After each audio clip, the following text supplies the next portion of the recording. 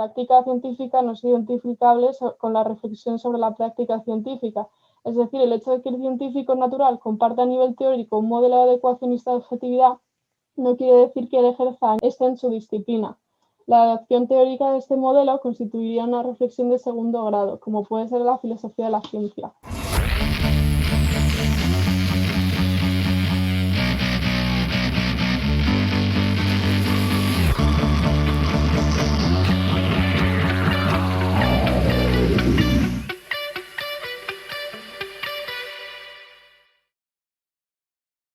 El tema de hoy, dentro del área de la filosofía de la ciencia en general, pues nos vamos a preguntar por el problema de la objetividad, y se ha llamado así tal cual esta sesión, ¿no? El camino seguro de la ciencia, el signo de interrogación, el problema de la objetividad, brevemente. La semana pasada nos hablaban nuestros compañeros y hablábamos todos sobre Francisco Suárez. Digamos que el gran descubrimiento de Francisco Suárez dijo cosas muy importantes, pero una cosa que dejó mucho legado fue precisamente esta idea de la objetividad, ¿no? Lo que encontró Francisco Suárez fue que ante el, digamos así, ante el ente real, que es el objeto de la metafísica, y el objeto formal, que es el cómo yo pienso de alguna forma ese ente real, que es el objeto de la filosofía, se interpone, por decirlo mal y pronto, se interpone lo que él llamó el objeto material. El objeto material, pues es, también dicho mal y pronto, la idea, el fenómeno, el objeto, tal cual, que está entre la cosa real y mi pensamiento, por decirlo así. Entonces, Suárez dio con eso, le dio muchas vueltas y terminó diciendo siempre que el objeto material no es el objeto de la filosofía, sino que es el ente real. Lo que ocurre es que por ser objeto, ese objeto material, por ser objeto material del ente real, entonces para conocer el ente real, tengo que pasar de alguna forma, por decirlo así, atravesar el objeto material. Y esto es lo que quería Suárez. ¿Qué ocurrió? Que justamente la Schulmetaphysique, que es o Schulmetaphysik, que es la que la semana pasada estábamos comentando también, pues como que se cautivaron mucho con esto del objeto material y entendieron que la metafísica, ontología, ¿no? O lo que es lo mismo, la ontología, iba del objeto material, es decir, iba del objeto, de la objetividad. Ya no del ente real, no de este boli, sino del objeto boli. Y el objeto es un objeto puro en última instancia, no es, como diría Millán Puelles, no necesariamente es transobjetual, ¿no? Es lo que después Husserl llamará el fenómeno con todas sus... Pero bueno, independientemente de eso, Suárez quien está hallando esto, ¿no? Esto pasará naturalmente a Descartes, ¿no? A Descartes para quien precisamente empezará a tratar las cosas como objetividades, como objetos, y no tanto como cosas, no tanto como res, sino como objetos.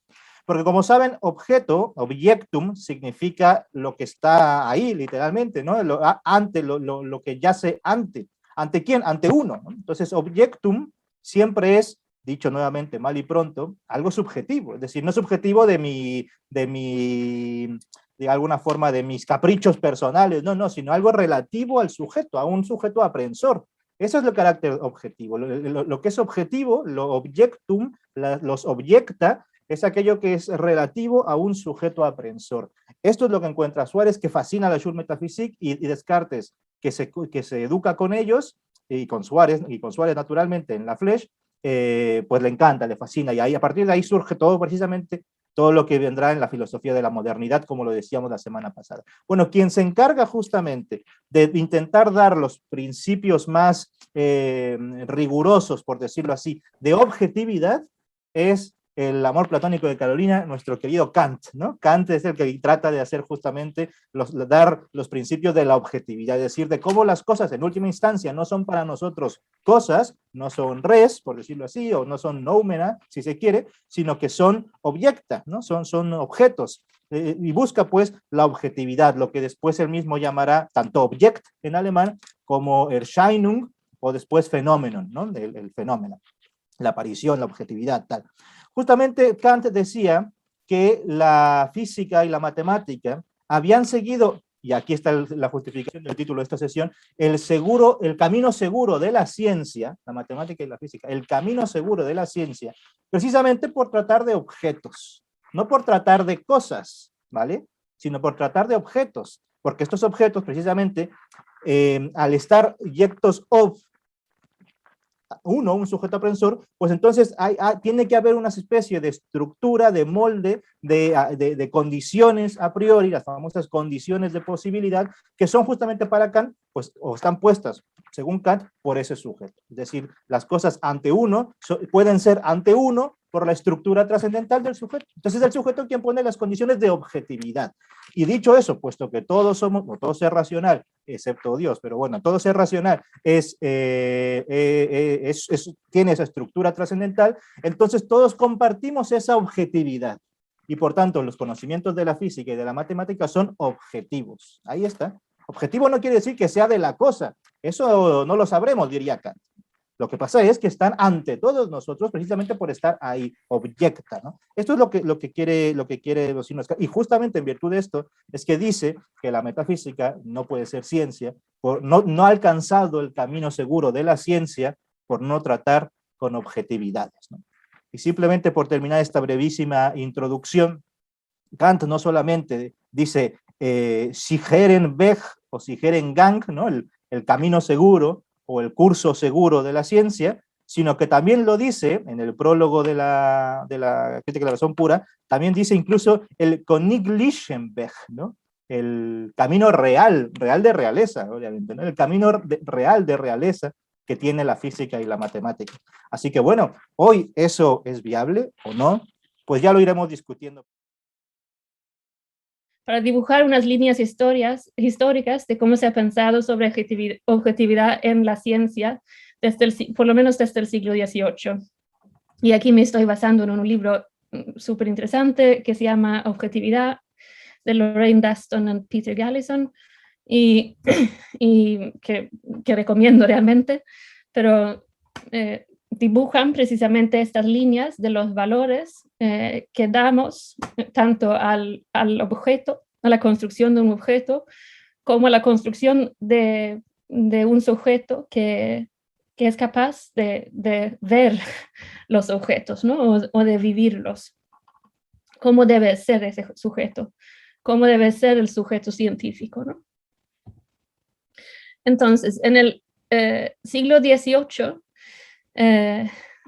había como una especie de objetividad, o sea, había una especie de ciencia natural que mayoritariamente se dedicaba a catalogizar las cosas. Por ejemplo, el sueco muy famoso Linnaeus, quien se inventó todo un catálogo de todas las flores y plantas. Y esto lo hizo a partir de una base de observaciones. Entonces, la ciencia natural en el siglo XVIII se basaba o se fundamentaba en hacer muchas observaciones.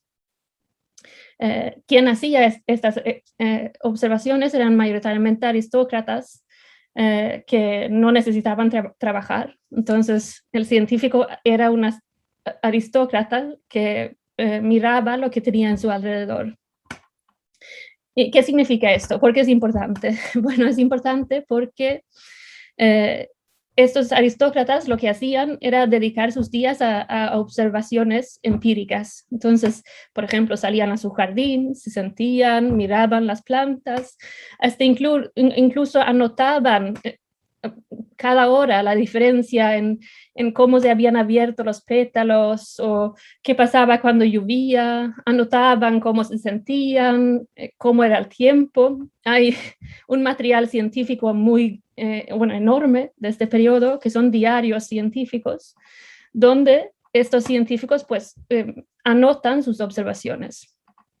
Y la idea de objetividad entonces era que a partir de esas anotaciones se sacaría conclusiones generales, pero no solamente conclusiones generales, sino como la idea de esta flor específica o la imagen ideal de esta flor específica. Entonces, objetividad es una abstracción de la naturaleza que necesita tener verosimilitud, pero que no necesita dar exactamente, o de hecho no debe de dar exactamente la imagen de cada flor que se ha mirado, se ha observado, sino lo que debe de dar es como una imagen ideal abstraída de todas estas observaciones. Un hombre que defendía este ideal durante bastante tiempo era un italiano, Camillo Golgi, que recibió el premio Nobel al principio del siglo XX. y que defendía pues que había que observar el cerebro con este método. Entonces, cuando cortaban el cerebro, lo que hacía era sacar material orgánico del cerebro, ponerlo bajo un microscopio, observarlo y luego de estas observaciones hacer un dibujo. Hacía dibujos entonces que eran esta imagen ideal a partir de muchas observaciones. Lo que pasa en el siglo XIX es que vemos un cambio, varios cambios en cómo se entiende la objetividad. Porque tal y como decía, sí, y quiero decir otra cosa, a esa manera de percibir la objetividad también venía con ideas sobre quién era el científico.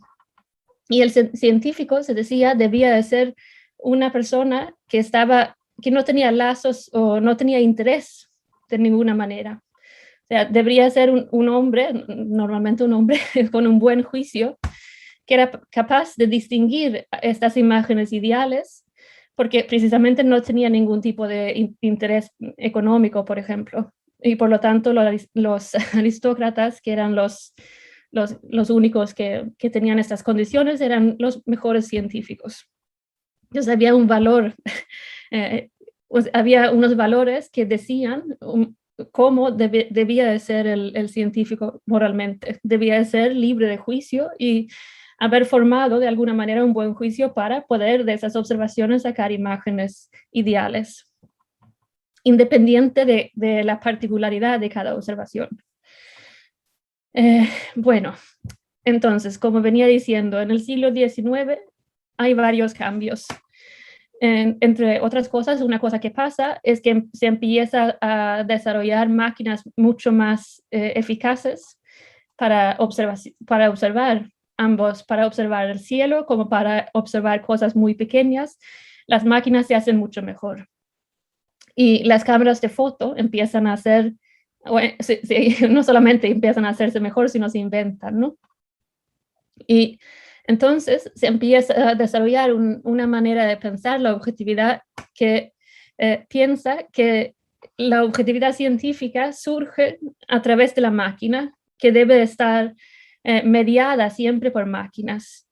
Entonces, el ideal es la no intervención o no presencia del científico en la observación. ¿Qué pasa? ¿O por qué pasa esto? Bueno, porque tal y como decía Carlos, en Kant encontramos el concepto de objetividad, que es un concepto basado en conceptos, precisamente, en la estructura trascendental del ser humano. Y lo subjetivo es lo que experimentamos con el sentir en Kant. Pero en Kant también hay otro concepto de objetividad, que es la objetividad moral. Las reglas morales también son de la misma manera objetivas como los conceptos de la matemática, por ejemplo, porque también pertenecen a la estructura trascendental. Entonces, en Kant hay una distinción de objetividad entre el ámbito moral y el ámbito de la ciencia, pero sin embargo existe la objetividad en los dos sitios. Y entonces Kant había dicho que es imposible llegar a las cosas en sí y que la objetividad se construye mediante lo que recibimos en el sentir o en la intuición y lo que ponemos de conceptos. Y en el siglo XIX la mayoría de los científicos reconocían esto, decían, bueno, sí, lleva razón, es imposible no estar de alguna manera presente en la manera en que configuramos lo que vivimos como científicos, pero el ideal es no estar presente, el no intervenir en el grado en que es posible. Entonces, por esto precisamente se imponía las máquinas. Las máquinas se imponía como un mecanismo que iba a dar objetividad a lo que si el científico lo había hecho, hubiera sido algo perteneciente al sujeto, ¿no? Entonces la máquina llega a legitimar cómo se construye la objetividad. Y es precisamente, o sea, el ideal del científico es ser de alguna manera ascético, o sea, de retraerse en la mayor medida posible, retraerse del proceso científico. Entonces estamos viendo un concepto de objetividad completamente distinto de lo que había en el siglo XVIII, donde precisamente el científico de buen juicio era quien pasaba los juicios sobre cuáles eran los objetos de la ciencia, ¿no? Mientras que en el siglo XIX esto cambia y el sujeto tiene que retraerse mediado su observación por máquinas. Y aquí tenemos varios científicos, uno español muy importante, Santiago Ramón y Cajal, que proponían esto. Él repetía continuamente que había que observar, pero que había que observar tal y como era la realidad mediada por máquinas. Y se enfadaba mucho con este italiano Golgi diciendo que no vengas aquí con tus dibujos, dibujando estas imágenes ideales, sino lo único que vale es cada foto específica y con sus particularidades que podamos sacar de la realidad. Entonces, la máquina legitimaba la objetividad en lo que se observaba. Ahora, había también problemas con esta posición. Un problema era que las máquinas o la mecánica, la tecnología se desarrollaba tan rápido durante el siglo XIX que las cosas que se observaban 10 años antes ya no valían, ya no equivalían a lo que se podía observar más tarde. Y esto llevaba a que a finales del siglo XIX se empezaba a dudar de la objetividad obtenida a través de máquinas. Se empezaba a decir que si lo que se vio hace 10 años ya no vale porque ahora tenemos máquinas mucho más fiables, ¿cómo vamos a saber que lo que vemos ahora es realmente fiable, ¿no? Y entonces se empezó a desarrollar una idea de objetividad que es la de estructuras lógicas. O sea, lo que se empezaba a decir era precisamente que no es en realidad en la observación donde surge la objetividad, sino en las estructuras lógicas que se pueden distinguir a partir de las observaciones. Entonces hay como una especie de objetividad estructural que se desarrolla alrededor del 1870, por varios autores a la vez. Tenemos ejemplos como Helmut von Helmholtz, Max Planck, Edmund Husserl dentro de su ámbito. Lo que hacen es precisamente pues, partir de la manera de observar o de percibir que tenemos y buscar pues, las estructuras lógicas o trascendentales que hay detrás.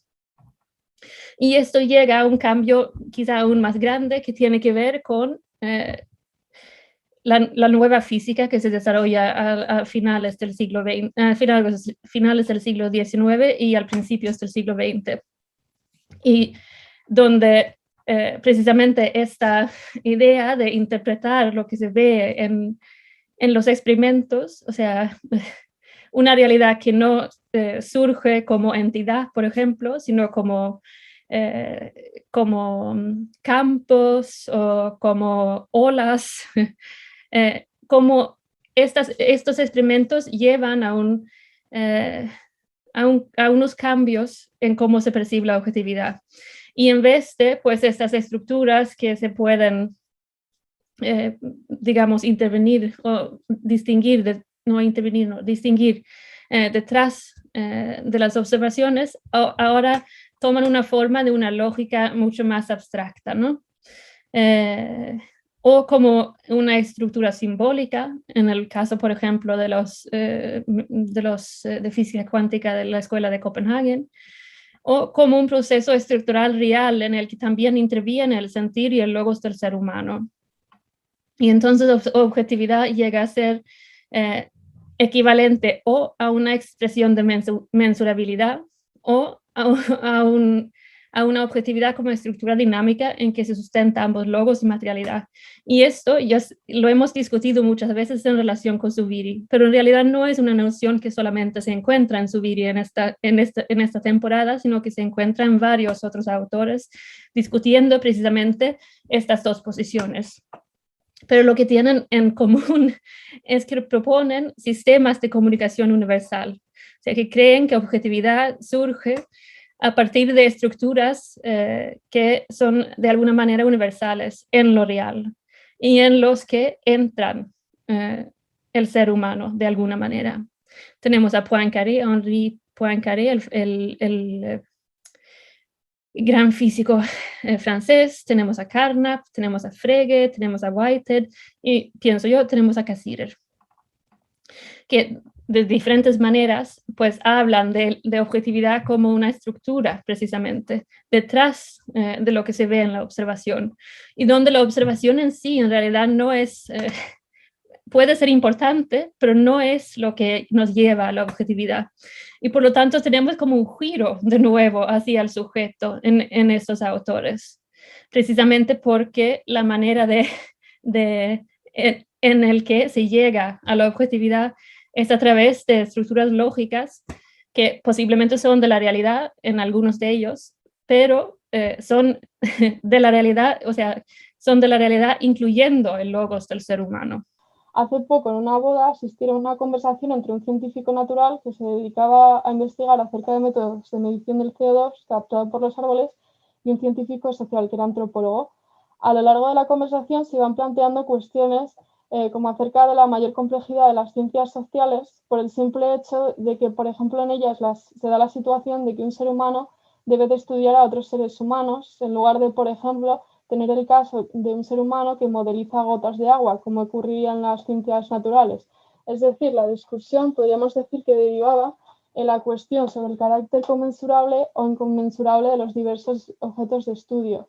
En el curso de la conversación se vio que mientras que el científico natural parecía aspirar a una suerte de conocimiento absoluto que tenía en cuenta el correctivo de que es el ser humano limitado a aquel que investiga, es decir, podríamos decir que un modelo adecuacionista de la objetividad basado en el planteamiento de que era posible un conocimiento total de la realidad, el científico social partía ya de la limitación intrínseca al proceso de conocer como parte esencial al mismo y posibilitador de este, es decir, podríamos decir que ese antropólogo participaba de una suerte de noción de objetividad como atención al principio selectivo que opera en el conocer.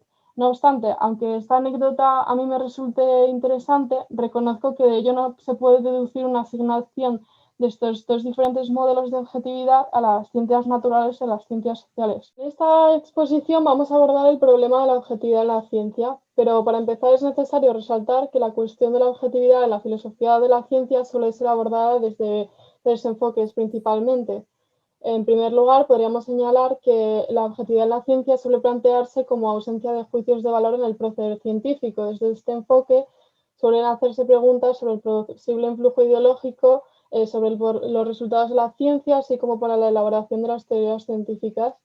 Precisamente en relación con la atención al contexto ideológico, si bien no es identificable, por ejemplo, en la sociología de la ciencia se suelen realizar preguntas acerca de las condiciones contextuales para las cuales un proyecto de investigación científico perciba financiación. También en la filosofía de la ciencia puede volcarse esta ausencia de objetividad como presencia de juicios de valor sobre determinados científicos y no científicos, como se ve en la denuncia del cientificismo. El cientificismo consistiría en una actitud acrítica que pretendería equiparar las explicaciones científicas con las explicaciones racionales.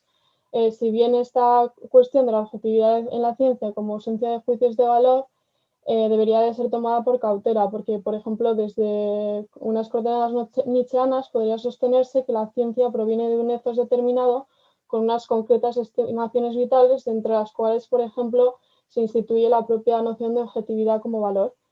En segundo lugar, podríamos señalar que la objetividad de la ciencia también se presenta a menudo como una ausencia de subjetivismo o de proyecciones del punto de vista personal o anímico que pudieran tergiversar una suerte de disquisición científica acerca del estado de cosas. Esta visión, por ejemplo, se observa en la propuesta de Thomas Nagel, consistente en aquella postura según la cual existiría la posibilidad de acceder al individuo a algo así como una mirada que no proviene de ningún sitio, es decir, de un a view from nowhere.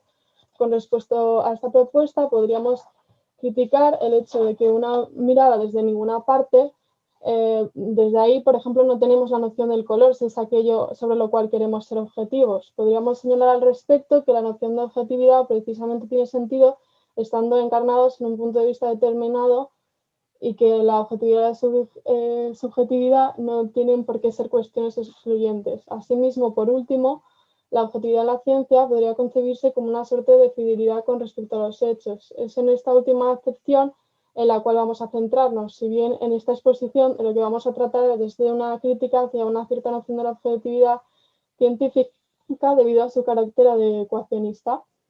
Siguiendo las coordenadas aportadas por el texto de Riquet, podríamos decir que el adecuacionismo consistiría en una concepción según la cual el proceder científico aspiraría a la elaboración de una copia de la realidad para posteriormente tratar de aprender con esta la realidad tal y como es ella. Esta noción adecuacionista de sí mismo contemplaría que es el sujeto, a través de afirmaciones, teorías, el que a través de unos determinados hechos dados en los sentidos debería de adaptarse a ello. Asimismo, se entendería que bajo esta concepción subyacería un juicio de valor. Se estima que la ciencia es el modo privilegiado de objetividad o veracidad con respecto a lo percibido que se asemeja al puro hecho, pero atendiendo al texto de Zubiri, la estructura formal de conocer, se observa que el hecho bruto no es el hecho científico y que el conocer de la ciencia, consistente en la búsqueda de fundamento de la cosa real, no es el único modo de conocer. Asimismo, el hecho científico no es algo que el científico como tal deba descubrir y ante lo cual deba adaptarse, sino que se corresponde con algo ya muy construido y caracterizado por estar referido a un sistema de conceptos previos. Como versión específica del adecuacionismo, juzgamos que tampoco sería compartido por Zubiri. Como se ve en el texto propuesto, la estructura formal del conocer, el proceder científico no sería un mero teoreticismo, porque antes de buscar la realidad profunda, de buscar el fundamento de aquello que nos aparece, que queremos conocer, ya lo hemos inteligido campalmente en el logos y en la precisión primordial de realidad. De hecho, en la teoría de Zubiri tampoco está presente aquel optimismo con respecto a la teoría científica que subyace el teoreticismo, el cual confía que su modelo racional, por el mero hecho de ser coherente, obtendría como tal una correspondencia objetiva con las cosas. El proceder científico, como se ha dicho, para Zubiri se corresponde con la búsqueda del fundamento de aquello real que ya ha sido inteligido como tal, y por ello la tarea es incluso penosa. En palabras de Zubiri, la ciencia no es un factum, esto es algo dado como creía Kant, sino una pretensión, esto es algo problemático. Por tanto, desde esta concepción no podemos esperar como tal una descripción global del estado de cosas, sino una continua negociación con lo real en la búsqueda de su fundamento. En consecuencia, desde diferentes concepciones se entiende que hemos realizado una crítica al modelo de objetividad científica como fidelidad al hecho, ya sea desde un paradigma constructivista de la ciencia como el de Bueno o desde uno neokantiano como el de Riquet, el cual supone la inconmensurabilidad de lo real mismo. Para Bueno, la objetividad no era lograda a través de la descripción de un estado global de cosas, sino a través del rendimiento del conocimiento sobre la materia. Para Zubiri, la objetividad no es algo propio de la ciencia, sino que por el contrario hemos de hablar de objetualidad, porque la aproximación a lo real no transcurre exclusivamente a través del juicio y la objetualidad no es de este modo algo puesto por el sujeto, sino un comparecer del objeto mismo. De igual manera, para Riquet y para Goethe, la propia noción de objetividad, en un sentido adecuacionista, se erigía como imposible debido al carácter inconmensurable de lo real. Por consiguiente, nos encontramos ante una multiplicación de la propia noción de objetividad. Después de todo, ¿por qué la palabra objetividad y no otra? Es decir, por ejemplo, Carlos nos ha dado la introducción y ha dicho que objetividad es puesto antes y eso tiene que ver, o sea, está ahí con la palabra sujeto y eso tiene algo que ver. Ha tenido diversos sentidos, pero es que en todos esos momentos han tenido la oportunidad de llamarlo precisamente con las palabras que tú has escogido, Carolina. Verosimilitud en el siglo XVIII, las tengo por aquí. No persona o algo así, no intervención o neutralización, podría haber sido incluso en el siglo XIX, etcétera, pero sin embargo seguían manteniendo la palabra objetividad. Es decir, ¿qué tiene esa palabra? Que está fetichizada casi. ¿Qué tiene esa palabra? Que la conservamos, que seguimos. Entonces, puedo también saber tu opinión en base a tu investigación. Bueno, pues objetividad es un concepto con un montón de historia, ¿no? Y lo que está bien con este concepto es que nos permite pensar sobre las cosas con un concepto mucho más específico, ¿no? Entonces me parece importante. Pero en mi proyecto de investigación estoy investigando pues el uso del concepto de forma precisamente como un concepto que podría usarse en vez de objetividad y a la que correspondería el otro concepto que uso mucho, configuración, en vez de sujeto cognosciente, por ejemplo. Aunque pienso que para discutir qué significan estos conceptos, sin embargo, tenemos que echarnos mano a estos otros para comparar y decir qué es y lo que no es, ¿no? Entonces, por una cuestión también histórica, no se puede abandonar estos conceptos, que no creo que podemos estar en desacuerdo con lo que significan, pero sin embargo son herramientas para entender o volver a formular otra cosa, creo. A propósito, y le doy la palabra a Manuel, de que el sujeto modifique la realidad, por decirlo así, ya después debatiremos si hay sujeto como tal sujeto o no. Para eso tenemos una sesión sobre esto, sobre el sujeto ecológico y tal, que entonces ahí debatiremos eso. Pero el dicho así, grosso modo, el sujeto, el ser humano, el hombre, modifique la realidad cuando la conoce. Eso, de alguna forma, hay que decirlo, es normal que pase así. No solamente pasa en mecánica cuántica, pasaba desde que existía Newton y desde que estaba Aristóteles. ¿Y por qué? Porque el sujeto, el ser humano y tal, está entre la realidad. La supuesta idea de la objetividad neutral, esa supone que el hombre está fuera de la realidad. Ese es el típico paradigma sujeto-objeto en el que hay que tender un puente, ¿no? Y esa suposición de que el hombre está fuera de la realidad es un contrafactual, es un contrafáctico, no está dado de hecho eso. Entonces eso es al final fi-fi, ¿no? Philosophy is fiction. No, hay que partir de que ya estamos y entonces es normal que cada vez que yo toco algo lo modifico, ¿no? Por eso nos dimos de bruces con la mecánica cuántica, que no podíamos entender por qué, pero si uno lo piensa a fondo, esto pasaba desde la mecánica clásica y en toda otra ciencia. Pero noto a veces que se busca asociar mucho la cuestión de la objetividad con una cuestión de ecuación, con un sentido de ecuaciones, y estas ecuaciones como que van a regular todo lo que los científicos queremos, así precisamente una visión de Dios. Yo establezco una teoría, una ecuación, y ahí lo tengo todo y puedo predecir.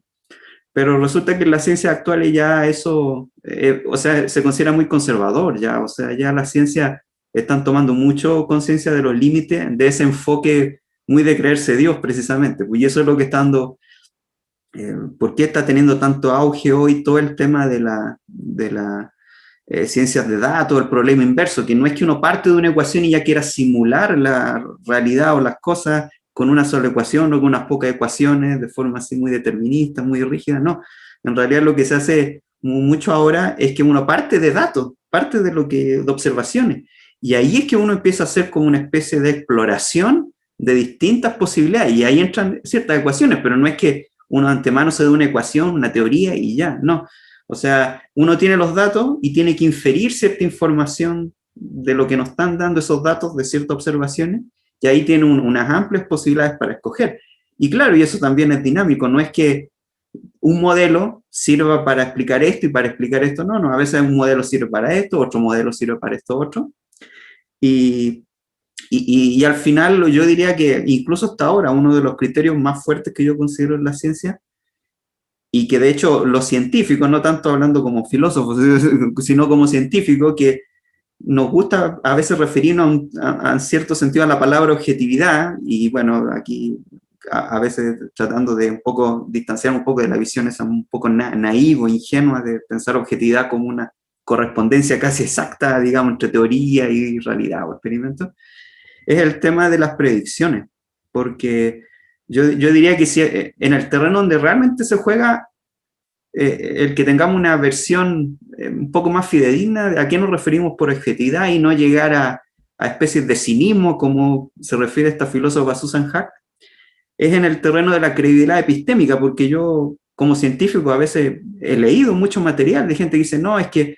la ciencia no es objetiva, entonces empecemos a dudar de todo lo que dice la ciencia, pero ¿dónde está el límite? O sea, de que, no hay intereses políticos, por ejemplo, o el sujeto está muy involucrado y por eso, o sea, se genera una especie de cinismo en el sentido de, bueno, pero generamos duda en torno a la ciencia, a las teorías, entonces, y eso no pasa en la práctica. Nosotros estamos enfermos, nos recetan un medicamento, lo tomamos y no empezamos a pensar si ese medicamento se hizo siguiendo una teoría de una persona. No, lo tomamos y confiamos que nos vamos a mejorar, y la mayoría de las veces nos mejoramos.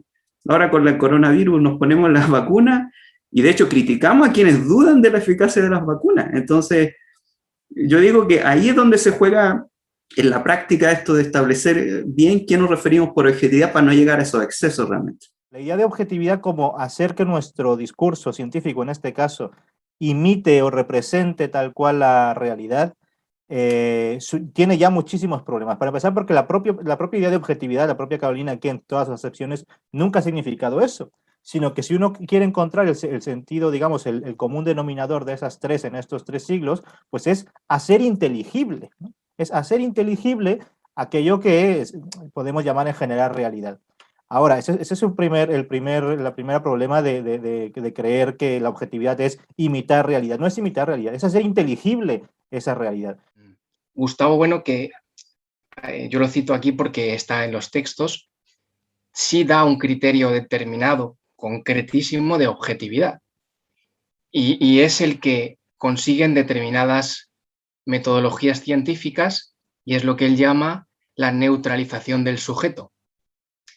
O sea, en el curso de construcción científica hay un momento en el que se constituyen verdades y el sujeto constructor, es decir, el sujeto noseológico, que para Bueno es operatorio, es corpóreo, queda neutralizado, queda segregado.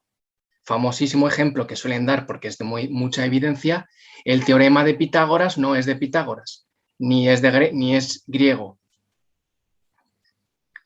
Funciona como estructura universalmente establecida, ¿no? Ese es un criterio, es el criterio que da Bueno, y así aparece, así lo tengo aquí, no lo leo porque es lo mismo, de objetividad. Es decir, la objetividad se encuentra en ese estrato en el que las construcciones, que son construcciones científicas, pero no proposicionales solo en Bueno, no son teóricas, son también, en Bueno es muy importante lo que Carolina señalaba del siglo XIX, los aparatos, los instrumentos, todo esto, conforman lo que ellos llaman los contextos determinantes o armaduras, que son, por decirlo así, los campos de inmanencia en los que las verdades científicas se constituyen. Y habría que decir justamente que si objetividad es la neutralización del sujeto, no es ese criterio, esa idea de objetividad, la idea más trivial e incluso vulgar que toda la gente puede tener, ¿no? Es decir, ahí donde no hay sujeto, es decir, donde lo neutralizo, donde no aparece, esa es la idea regular de un conocimiento objetivo, ¿no? Aparece hasta en los anuncios de la tele, está probado científicamente, ¿por qué? Porque es objetivo. Pero esto no pretende la ciencia, ni mucho más en el siglo XX, como lo ha mostrado esta Carolina, ¿no? Entonces eso es lo que habría que empezar a debatirnos, sobre todo para generar una nueva idea de objetividad, si es que es necesaria, para la ciencia que esté utilizando ya la ciencia contemporánea.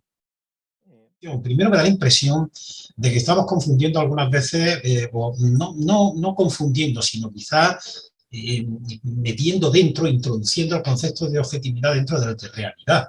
Y yo creo que nada tiene que ver. La realidad es una cosa, vamos a hablar de la realidad, pero la objetividad no tiene que ver con la realidad directamente, sino que tiene que ver con la metodología, con el método. Por eso viene a cuento esto que has dicho, ¿no? Entonces, el método, yo creo que el método, y estaría yo de acuerdo en parte con Ricker, que efectivamente el método, el modo, la forma modal del método prácticamente coincide el de las ciencias humanas con el de las ciencias, vamos, con las ciencias clásicas, ¿no? Y lo que no estoy tan seguro es que la parte no formal, que yo le llamaría la parte real de acceso de esa metodología, sí que coincida, porque creo que en las ciencias, evidentemente, lo que se pretende es alcanzar lo que le pasa a las cosas, qué nos dicen las cosas, pero las cosas no son cosas solo materiales, sino que son cosas, son asuntos, son asuntos. Y entonces en la ciencia lo que sí se quiere es llegar al fundamento, llamémosle fundamento, es decir, a la razón última que nos permite los adelantos científicos y tecnológicos actuales para llegar a entender qué son estas cosas reales y en definitiva nos van a decir algo sobre la realidad, porque la realidad va a ser lo que le va a pasar a esas cosas. Eso por una parte. Por otra parte, la realidad, si partimos de la base y asumimos que la realidad es dinámica, pues la realidad, llamémosle, decís vosotros, inconmensurable o algo así. Yo diría que es inconclusa. La realidad no es algo que está ahí que, por descubrir, que algo que depende de un hilo de arriba, ¿no? Del cielo, sino que la realidad es algo que está continuamente cambiando y evidentemente, como dice Carlos, es algo que estamos cambiando nosotros también, porque evidentemente si somos parte de la realidad, pues vamos a cambiar esta realidad. Probablemente objetividad hoy significa y tenga que significar nada más, pero tampoco nada menos, que disponibilidad para cualquiera, que esté ahí para todos, objectum, puesto ahí, para todos, y ahí está la objetividad, no la identificación con una realidad previa a nosotros o independiente de nosotros, no, que aquello que decimos de forma objetiva esté yecto ob, y por tanto sea disponible para cualquiera. Y no solamente para un séquito, no solamente para una secta, unos iniciados. Esa sería la diferencia justamente entre, no sé, visiones místicas y visiones objetivas, que están disponibles para cualquiera. Que es bastante más humilde, pero también bastante más certera, probablemente. Antes ha comentado que efectivamente hay distintas ciencias, pero bueno, no es menos cierto que método científico solo hay uno. Entonces, bueno, me venía a la reflexión algo que trataba Popper en La miseria del historicismo, ¿no? Y es si las ciencias sociales se pueden considerar verdaderamente científicas dentro del mismo ámbito del cual puede ser, por ejemplo, una ciencia, la física, ¿no? En el sentido de que algo de lo que se define o algo de lo que define a la ciencia es precisamente la repetibilidad, es decir, el control. Y nos encontramos con las ciencias sociales, por ejemplo, la economía, que no es una ciencia metodológicamente, pretende serlo, pero no es una ciencia exacta como puede ser otro tipo de ciencias, ¿no? Entonces, hago esta reflexión en el sentido de que no es una crítica a las ciencias sociales, sino que efectivamente hay distintos tipos de ciencia, método científico solo hay uno, pero creo que las ciencias sociales quizá su evolución y su contenido no es de la misma naturaleza que el de las ciencias físicas. Yo no sé si haya solo un método científico, es más, yo no sé si haya método científico, ¿eh? Primero, quiero decir que no estoy de acuerdo de que hay solamente un método científico. Pienso que hay varios métodos científicos. Solamente la distinción entre deducción y inducción, por ejemplo, son conceptos que señalan que sí que hay varias maneras de actuar o de métodos científicos. Y luego, pues, estoy de acuerdo contigo de que José Luis, de que las ciencias naturales y las ciencias sociales no son las mismas, y pienso que tiene que ver con precisamente el hecho de que entienden objetividad de diferentes maneras. Y no solamente eso, sino también que generalizan de diferentes maneras. Y hasta se podría profundizar mucho más en esto, pero sí que estoy de acuerdo contigo. Lo que no, en lo que no estaría de acuerdo es decir que lo uno es ciencia y lo otro no. Y claro, yo soy historiadora, ¿cómo iba a decir? Y empleada en una universidad pública, ¿cómo iba a decir que no soy científica? Yo tengo mis métodos. La distinción entre ciencias humanas y ciencias naturales pasa a ser una distinción de grados de metodología, probablemente, que desemboque probablemente en grados de cientificidad diverso. Cuando solo matizar, recordar que cuando yo me he intentado referir a la idea de la objetividad como neutralización del sujeto, no hay que entenderla como que el objeto queda ahí independiente del sujeto, porque esas no son las categorías que están aquí en juego, sino que se llega a una verdad que no es sino la estructura divorciada de su génesis. O sea, es como que el curso que nos lleva queda ya dejado al margen y aparece, por decirlo así, la estructura que queda ahí. Y eso pasa en mayor grado en las ciencias, la física, por ejemplo, más que en la psicología, por poner un ejemplo del que yo conozco más que otros. Pero ojo, que así como el teorema de Pitágoras no es de Pitágoras, las meninas de Velázquez no son de Velázquez. Están ahí para ti, y para José Luis, y para Víctor, y para tanto como el teorema de Pitágoras. Y en esas meninas objetivados unos valores de belleza, de tal, etc. Así que hay que Hay que tener cuidado con eso. O sea, para mostrar que en efecto, que objetividad no es solamente el real y seguro camino de la ciencia newtoniana, ¿no? Esta distinción sobre ciencias sociales y ciencias naturales, que a mí para nada jamás me ha convencido, pues porque no creo que, o sea, en todo caso, las ciencias naturales son tan diferentes de las ciencias sociales, así como la ciencia, así como la física es tan diferente de la biología, o la biología es tan diferente de la historia, ¿no? O sea, lo que voy es que más bien tenemos que pensar en lo que difieren, es precisamente en el objeto de estudio, es decir, en la manera en la que la realidad se presenta o da de sí de tal manera en la que nosotros tenemos que establecer cierto tipo de método para acercarnos a ella de una manera más profunda, ¿no? ¿Cómo vamos a medir qué es más profundo o qué no es más profundo? Tanteando, simplemente viendo qué es lo que funciona y qué es lo que no funciona en la medida en la que vamos avanzando científicamente, ¿no? Y filosóficamente, pues. Y esto me sorprende también porque, bueno, en esta expo que estaba dando Carolina, que también me parece un muy buen recorrido histórico, y ahora que dijo, más bien me saltó porque luego dijo que ella sí consideraba que había una distinción entre ciencias naturales y ciencias sociales, después de haber hecho toda una defensa del sujeto en la construcción de la objetividad científica, y ese sujeto que claro que también está en la mecánica cuántica y en estos experimentos, el de la luz como materia o como partícula o energía, donde en ese sentido ya hay algo social en esta ciencia natural, si se quiere ver de esa manera, ¿no? Entonces simplemente, pues sí, eso, ¿no? O sea, que me parece que esta distinción entre ciencias naturales y ciencias sociales, o ciencias del espíritu y ciencias de, no sé cómo se haya formulado antes, pues, no se sostiene para nada, sino que es más bien el objeto el que demanda, el objeto de estudio de cada disciplina el que demanda una manera de acercarse a él, ¿no? Y en ese sentido, a lo mejor, pues sí, regresaremos a esta definición de objetividad, como dice Carlos, del objectum o de la realidad que está ahí para ser aprendida, ¿no? Por un sujeto, si quieres verlo así. Pero no nada más para nosotros, pues está para todos los demás, pues.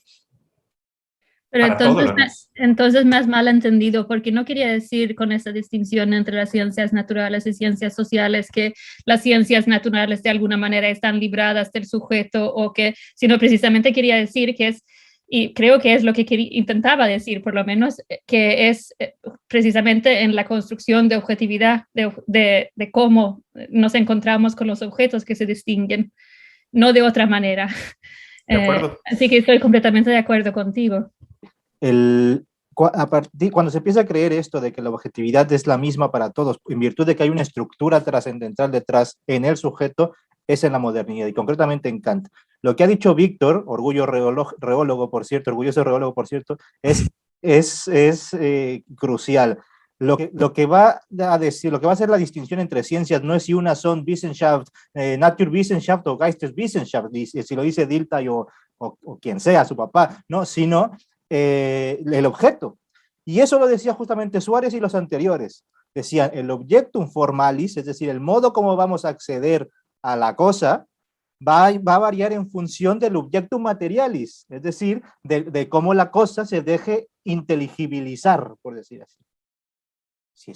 Nuevamente, objetividad es que no que esté ahí nada más, sino ponerlo ahí, hacer que esté ahí disponible para todos. Y esto estaba también ya en la filosofía de antaño, que lo que pasa es que ocurrió después, claro, ese triunfo de la real, en sentido de realeza matemática, y de la real, en sentido de realeza física, que se hipostasió una sola ciencia como modelo de objetividad. Pero que esto no era lo que siempre ha significado, ¿no? Para evitar el malentendido que se puede haber producido. Es decir, yo cuando hablo del método científico me voy a la definición de método científico y te habla de dos características fundamentales, que son la falsabilidad y la reproducibilidad. Y eso en el ámbito de las ciencias sociales, en ocasiones, por no decir generalmente, pero en ocasiones, quiebra. Por eso creo que ahí se puede establecer una diferencia objetiva, precisamente, porque las ciencias sociales no son siempre reproducibles. Es decir, con esto no estoy diciendo que impugne la validez de su estudio, ni tan siquiera de sus resultados. A lo que quiero ir precisamente es a que la realidad humana no es puramente científica, por lo menos desde el punto de vista de la definición del método científico. Claro, sí, solo habría que ver si basta que que una ciencia sea falsable y hable de reproducibilidad.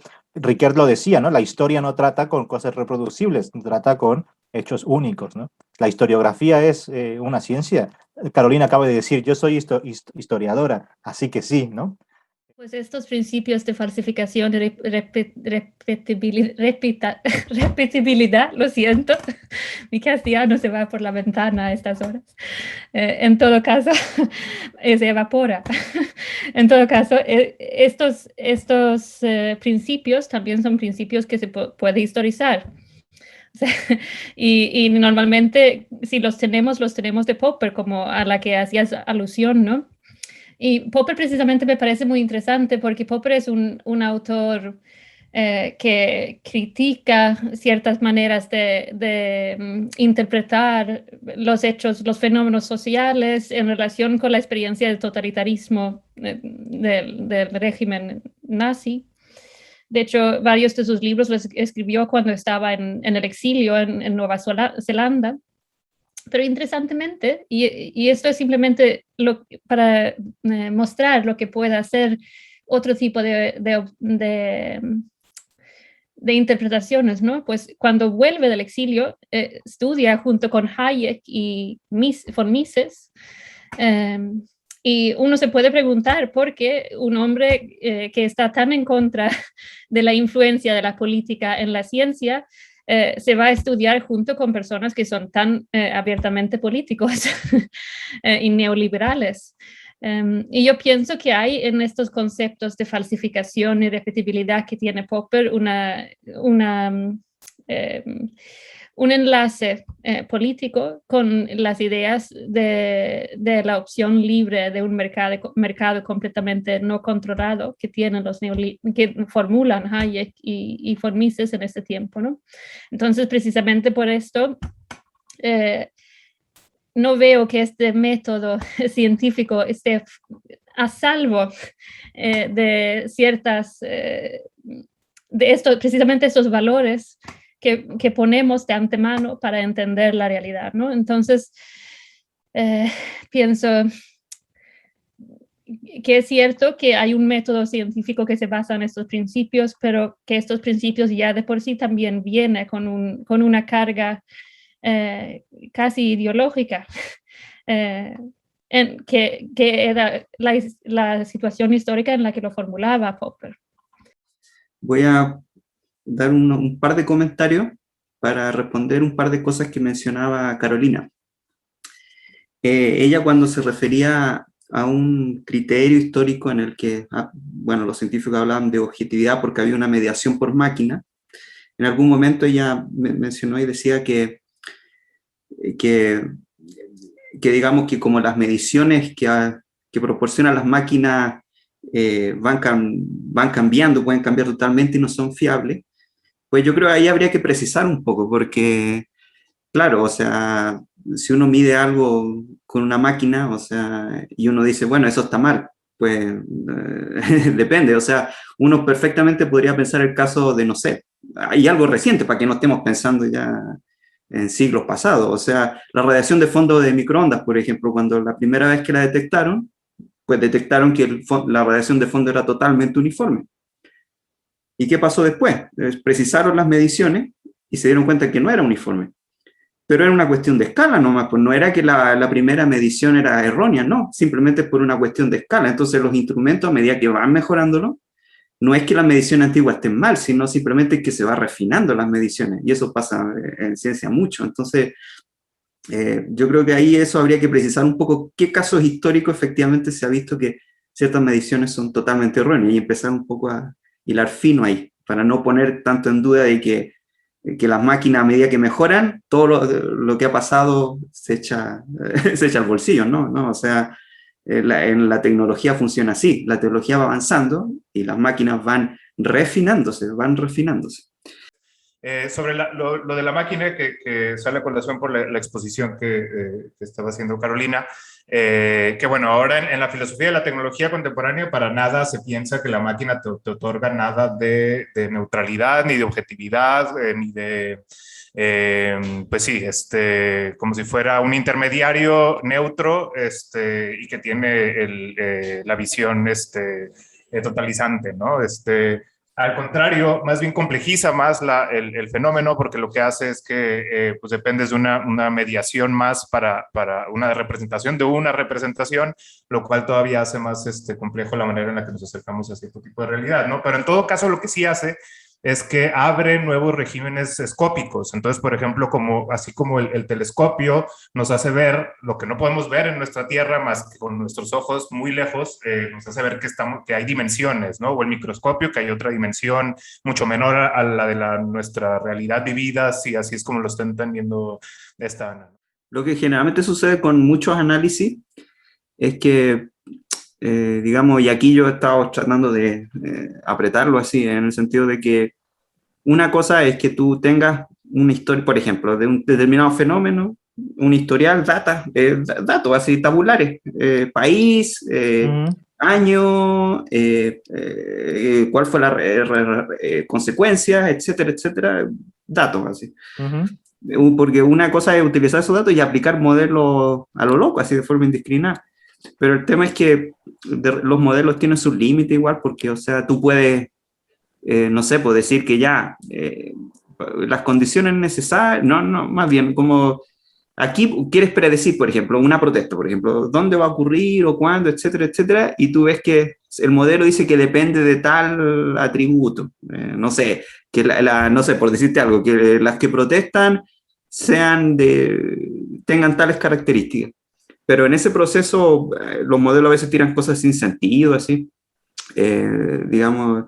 Entonces ahí es cuando uno tiene que ya salirse un poquito de los modelos, la parte matemática, y tratar de buscarle un poco el sentido más, y ahí yo digo, más humanista, digamos, porque los modelos tú puedes ponerle lo que tú quieras y puede tirar algo, digamos, pero tiene que haber una discriminación ahí de qué tiene sentido y qué no tiene sentido. Entonces, y mucha gente que modela cosas, como que a veces es que en realidad no tienen las herramientas para eso, porque no sé, ponte, la gente que hace Big Data y todo esto, por ejemplo, son muchos programadores, por ejemplo. No son ni físicos algunos, son programadores o computólogos, claro. Y ya que no tienen una formación científica así más fuerte. Y menos multidisciplinaria, o sea, porque también, o sea, alguien puede ser un físico, trabajar en esto, pero si no tiene, si quiere abordar un fenómeno social y no tiene idea de contexto social, digamos, pues, digamos, eso es un poco lo que pasa con esto, los modelos que es de cuidado, y por qué ahora han surgido estos problemas, por ejemplo, con estos algoritmos que discriminan, por ejemplo, de reconocimiento facial y que discriminan personas de color o todo eso, sí. Porque no había una reflexión en el sentido de que los datos que parten ya están sesgados por cuestiones políticas, sociales, etcétera. Entonces, y ahí es cuando tienen que entrar gente humanistas como para... Los juicios, ¿no? Que están intentando que las máquinas sean las que den el juicio y no un juez, ¿no? Porque es en principio una máquina, lo que hoy se hablaba. Donde eso es delicado, por ejemplo, y que se aplica ahora y que hay, digamos, es un tema abierto ahora, es cuando tú metes algoritmos para, digamos, decidir en las instituciones bancarias a quién tú le das créditos, por ejemplo. Sí. Sí, pues y ahí, claro, ahí puede ser muy sensible el algoritmo a cuestiones discriminatorias. O sea, claro. No sé, para alguien que es pobre, no se lo va a dar, no sé, o sea, pero no ven otras cosas, o sea, porque, o sea, es una cuestión ética. Y es un tema que está abierto hasta ahora, no hay, claro. Le llaman el Fairness Machine Learning o algo así, entonces buscan como aplicar criterios matemáticos así como para hacer de las máquinas algo un poco más justo. Así. Eso ocurre justamente por tener la idea de objetividad esta vulgar de neutralidad del sujeto, de que no aparezca el ser humano y que entonces quizá una máquina lo haga, ¿no? Y sí. Ya ves, por eso es lo que hay que cambiar, exacto. Como bien señaló el orgullo reológico Víctor, de que eso de las máquinas todavía trae más problemas, porque claro, la máquina ya está mediada por otras cuestiones más que lo que tú acabas de decir, Manuel, ¿no? Tú cuando metes el algoritmo, que el que está programando está metiendo unos ciertos datos y no otros, unos ciertos códigos y no otros, etc. ¿Cómo darle la forma objetiva al arte y a la poesía porque deberíamos o no, si deberíamos o no necesitar una materia obligatoriamente para ser objetivo, o sea, para ponerla como objectum, como decías tú, Carlos, al frente a todos. O sea, de qué manera el arte, o sea, no porque no lo podamos ver o porque no esté ahí, de qué manera el arte se pone frente a todos y está a disposición de todos si se supone que cada uno hace alguna interpretación. Y pienso entonces dónde podríamos ubicar a la arquitectura, que podría poner un objetum que podría ser llamado arte o no, y que se vale de la ingeniería y de las otras cosas. En esto último has dado el clavo, Ana, en la idea, la pregunta por el arte, claro. Cuando el arte también objetiva, y ahí está la nueva idea de objetividad que hay que tener, la idea que siempre se ha tenido, que no es la trivial de representar la realidad tal y como es, como si hubiese una realidad tal y como es, no. El arte es objetiva, las meninas están ahí en el Prado y tú puedes ir cuando quieras saberlas, están ahí objetivadas. Esto lo sabía bien Hegel, el espíritu, la cultura, el ser humano se va objetivando, va poniendo sus valores, va poniendo sus instituciones, va poniendo sus construcciones sociales y van surgiendo, van quedando ahí. Como el arte objetiva, yo podría dar una clase entera de esto, porque esto precisamente es mi investigación ahora, pero diría que tiene que ver con la comunicación de experiencias y que no es así, o sea, hay un momento en el arte en la que somos completamente subjetivos, pero ese subjetivismo también nos sirve como herramienta para compartir experiencias y precisamente esta comunicación de experiencias, por ahí va, pienso, la objetividad del arte. Pero claro, aquí tendría que profundizar mucho más. La idea de esta sesión era, por lo menos mi idea, era eso, mostrar que la idea de objetividad no la podemos pensar como en el siglo XVII, tampoco XVIII, XIX ni XX, pero sobre todo XVII, que es cuando Kant la pone en álgido, ¿no? Yo, como dije al principio, nace de Suárez, a Suárez le importa poco, pero lo descubre, y después ya de ahí Schur Metaphysique, Descartes y Kant. Y la idea era quitar esa. Por concluir, la idea de objetividad con la ciencia contemporánea, una ciencia que no es solamente la mecánica cuántica, pero es justamente una química cuántica, una biología, una epigenética, etcétera. Y bueno, y no se diga ya todo lo que ha venido con la historiografía, precisamente con las ciencias sociales y los problemas que tienen precisamente para constituirse como ciencias. Tened en cuenta que la química surge solamente hasta Claude Bernard, o la biología, perdón, hasta Claude Bernard, la química apenas en Lavoisier, y no es para nada esa química de Lavoisier la que hoy tenemos, ¿no? Que está muy de la mano, pues, precisamente de procesos cuánticos, etcétera. Estas ciencias que tenemos hoy en día nos hacen no eliminar nuestra idea de objetividad, pero precisamente pulirla mucho más de lo que se puede tener en el siglo XIX, incluso XX. Objetividad no es que la realidad esté ahí y ya de por sí misma, y cuando yo tengo un conocimiento objetivo, he agotado esa realidad y ya está, como empieza el texto de Riquet, que ya en 1899 decía, eso no se puede. Claro, suponiendo que hay una realidad, él todavía con esta especie de realismo ingenuo detrás, pero bueno, está diciendo por lo menos que eso no se puede. Entonces, que nosotros hoy todavía consideremos que hay una verdad objetiva, una realidad objetiva, en este sentido de identificación de lo que decimos con lo que la cosa misma es no solamente una trivialidad, sino justamente una irresponsabilidad.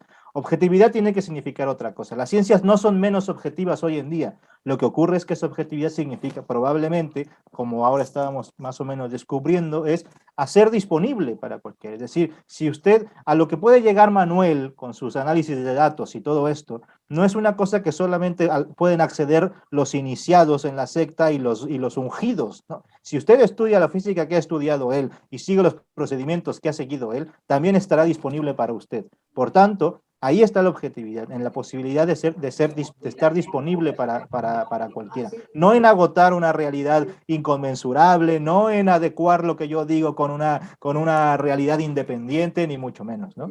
Sino en hacer disponible, sino en que aquello que decimos o aquella cosa que ponemos ante nosotros sea justamente ante todos nosotros, ¿no? Que lo que estás hablando es muy político, o sea, si está disponible para todos, no depende de lo político, de cómo el Estado lo va a permitir o esas cosas de Popper y von Hayek y todo ese mundo Es hacerlo disponible para cualquiera, digámoslo así, en principio. Es decir, que la velocidad de la luz va a 300.000 kilómetros sobre segundo, es un dato objetivo, ¿no? ¿Cómo sabemos eso? Pues porque los políticos lo dicen o tal, no, sino porque si tuviéramos las condiciones que se tienen, pues de donde haya que tenerlas para poder medir la velocidad de la luz, todos llegaríamos a este resultado. De esto se trata justamente. Ahora, si para acceder a aquello que está disponible para cualquiera hay un montón de vicisitudes políticas o históricas, sociales que se quieran, bueno, lo que hay que contraatacar es eso, ¿no? Pero no la objetividad, o sea, la objetividad sigue ahí, el objeto, el objectum sigue ahí, ¿no? Esto es lo que hay que tener claro, sobre todo, nuevamente, que objetividad no es agotar una realidad independiente de nosotros y ya está, es hacer disponible. Y justamente esa disponibilidad va variando en función del tiempo, en función de la historia, en función de tal. Y ya está, ¿no? Es como decía Zubiri, que se habló poco de él, aunque Aurora lo mencionó mucho, e incluso le dejó al final como diciendo, este es el bueno. Como decía Zubiri, la objetualidad, que dice la objetividad, no es algo que depende del sujeto aprensor, sino es un modo como la cosa misma se actualiza, se hace presente. Esa cosa precisamente se hace presente como disponible para cualquiera, por decirlo así, grosso modo. Es ella la que se hace presente ante todos.